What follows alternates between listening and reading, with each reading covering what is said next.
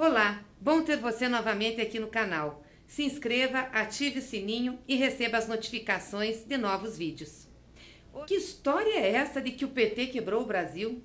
Essa gente do Bolsonaro fica mentindo o tempo inteiro para justificar o fracasso que ela representa para o país. Hoje nós vamos conhecer o histórico da nossa dívida pública e ver que os governos Lula e Dilma foram os períodos em que ela mais caiu, que nós pagamos o Fundo Monetário Internacional e que nos tornamos credores internacionais. Vamos acabar de vez com essa história de que o PT quebrou o Brasil. Vamos olhar para o período que vai de 1994, início do primeiro mandato de Fernando Henrique Cardoso, até 2015, ano em que Dilma estava no governo, mas já era vítima do golpe chamado impeachment. Os dados são todos do Banco Central e estão disponíveis no site do banco. Para quem quiser se aprofundar no assunto, eu também posso enviar nota técnica elaborada pela Consultoria Legislativa do Senado. Antes é preciso deixar claro a diferença entre dívida líquida e dívida bruta. A dívida líquida é a dívida bruta, interna e externa, sem as reservas internacionais e os recebíveis que o governo tem. Essas reservas são uma espécie de poupança do país, obtida pelo saldo positivo da balança comercial, resultado, por exemplo, do que vendemos e compramos no exterior, e também com base nos créditos que o governo tem a receber. Já falamos sobre isso quando tratamos de política externa na outra conversa. Agora, preste atenção nesse dado.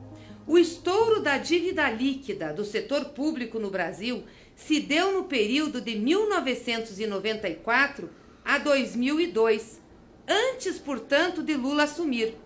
Nesse período, a dívida passou de 28% do PIB, nosso Produto Interno Bruto, para quase 60% do PIB. Isso foi o governo do FHC, do PSDB, que hoje apoia o Bolsonaro.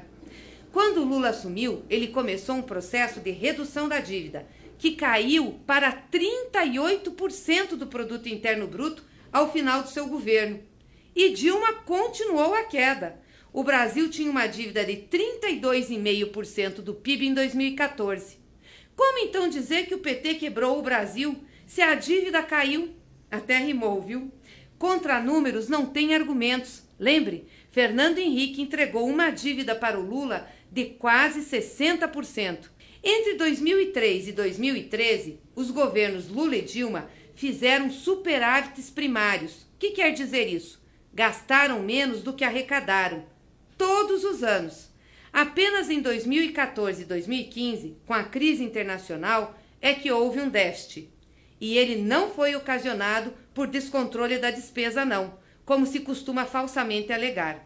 Ele foi fruto, principalmente, da redução das receitas, que entre 2015 e 2016 foi de 7,2%.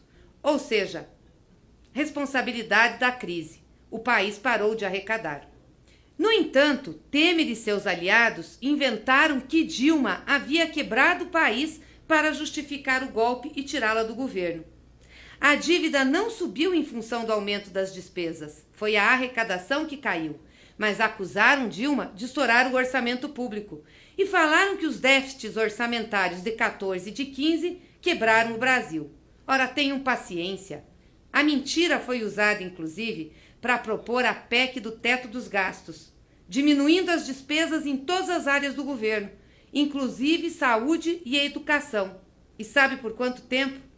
Por 20 anos. E nós já estamos quebrando o Brasil, essa redução.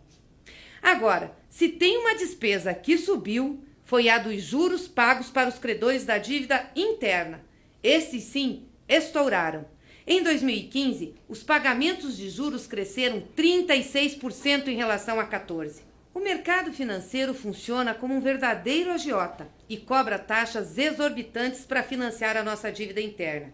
No orçamento de 2019, por exemplo, são 379 bilhões de reais só de juros, o que equivale a mais de 10 orçamentos anuais do Bolsa Família.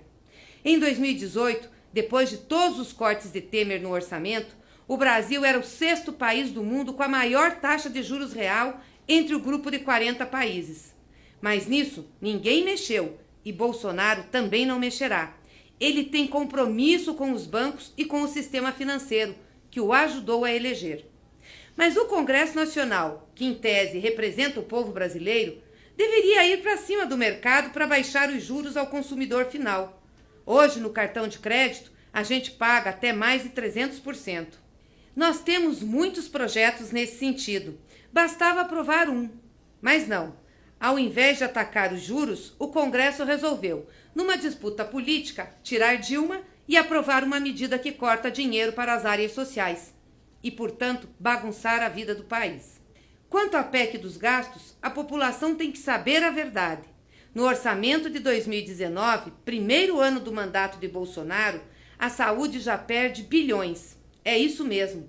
Se a emenda constitucional 95 não tivesse congelado o valor mínimo obrigatório para a saúde, o orçamento, por força da lei, deveria ter pelo menos 6 bilhões e 600 milhões de reais a mais.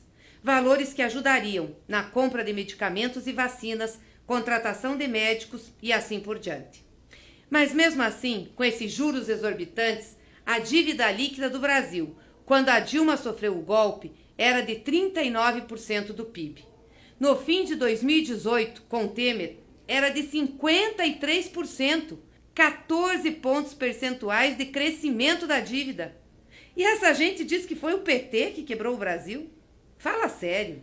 Além de cortarem os gastos sociais, Bolsonaro quer agora vender empresas estatais para cobrir a dívida que eles, seu amigo Temer, criaram. É de uma safadeza sem tamanho. Agora, mais uma coisa muito importante.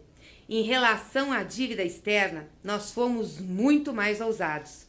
Deixamos ela negativa. Isso mesmo, de devedores, o Brasil passou a ser credor internacional. Sabe por quê? Entre outras razões, porque nosso saldo da balança comercial, o que exportamos menos o que importamos, foi ficando maior a cada ano a partir de 2006, com a política internacional do governo Lula.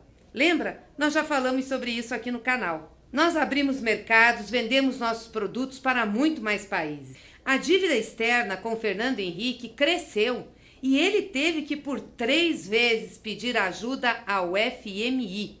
Lula reduziu, deixando ela negativa, e não precisou mais passar o chapéu. Além disso, pagamos o Fundo Monetário Internacional. Vocês lembram disso? Foi Lula quem pagou. Nunca mais aqueles homens e mulheres de maletas pretas vieram aqui dar ordens para nós. Então eu pergunto novamente, onde o PT quebrou o Brasil? Quem foi que pagou o FMI? Quem foi que deixou a dívida externa negativa? Quem foi que reduziu a dívida pública interna? Foi Lula, Dilma, foram os governos do PT. Fernando Henrique, do PSDB, Temer, do MDB aliado de Bolsonaro, aumentaram a dívida. E você vai ver que Bolsonaro vai aumentar também. Desafio qualquer um a provar que a dívida pública nos nossos governos, depois que Lula assumiu, aumentou em relação ao governo anterior.